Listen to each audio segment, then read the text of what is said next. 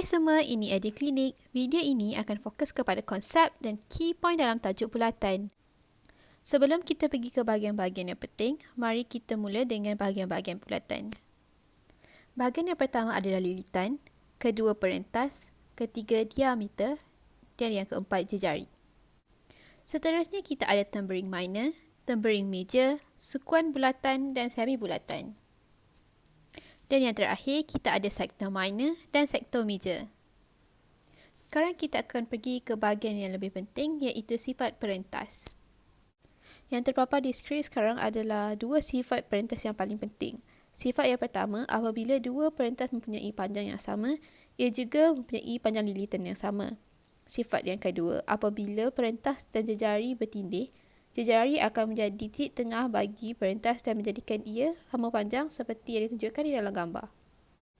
Sifat 3 dan sifat 4 adalah kombinasi sifat 1 dan sifat 2. Anda semua perlu baca soalan dengan teliti untuk memastikan soalan tersebut mempunyai sifat 3 ataupun sifat 4. Sekarang kita akan lihat soalan yang melibatkan sifat perentas.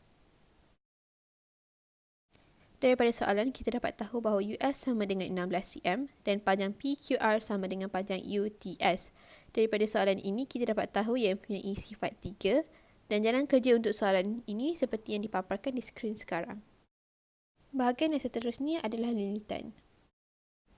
Dalam bahagian ini, terdapat dua formula dan formula yang paling penting adalah formula panjang lengkuk. Formula ini digunakan untuk mencari lilitan bulatan berdasarkan soalan. Sebagai contoh, X adalah panjang lilitan bulatan yang kita perlu cari.